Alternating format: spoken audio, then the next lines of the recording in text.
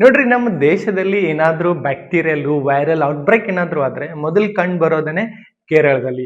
ಇವಾಗ ಏನಾಗಿದೆ, ಮತ್ತೊಂದು ಸಿಗೆಲ್ಲ ಅನ್ನೋ ಒಂದು ಬ್ಯಾಕ್ಟೀರಿಯಲ್ ಇನ್ಫೆಕ್ಷನ್ ಔಟ್ಬ್ರೇಕ್ ಆಗಿದೆ. ಇದರಿಂದ ಕೇರಳದಲ್ಲಿ ಸ್ಪೆಷಲಿ ಮಲಪುರಂ, ಕೊಚ್ಚಿಕೋಡಿ ಮತ್ತೆ ತ್ರಿಶೂರದಲ್ಲಿ 3 ರಿಂದ 5 ಡೆತ್ ಗಳಾಗಿದೆ. ಸಿಗೆಲ್ಲ ಅನ್ನೋದು ಇದೊಂದು ಬ್ಯಾಕ್ಟೀರಿಯಲ್ ಇನ್ಫೆಕ್ಷನ್.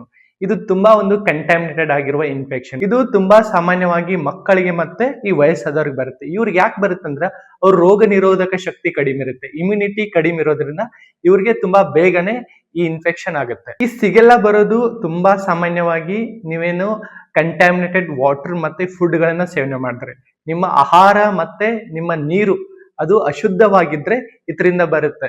ಮತ್ತೆ ಇನ್ನೊಂದು ಪುವರ್ ಹೈಜೀನ್, ನೀವು ಸ್ವಚ್ಛತೆಯನ್ನ ಕಾಪಾಡ್ಕೊಳ್ಬೇಕು. ಹ್ಯಾಂಡ್ ವಾಶ್ ತುಂಬಾ ಇಂಪಾರ್ಟೆಂಟ್. ಈ ಸಿಗೆಲ್ಲ ಇನ್ಫೆಕ್ಷನ್ ಏನಾದ್ರೂ ಕಂಡು ಬಂದ್ರೆ ಅವರಲ್ಲಿ ಏನಾಗುತ್ತೆ, ಅತಿಸಾರ ಆಗುತ್ತೆ, ಅತಿಯಾದ ಡೈರಿಯಾ ಆಗುತ್ತೆ, ಮತ್ತೆ ಹೊಟ್ಟೆ ನೋವಾಗುತ್ತೆ, ವಾಂತಿ ಮತ್ತೆ ಫೀವರ್ ಕೂಡ ತುಂಬಾ ಬರುತ್ತೆ.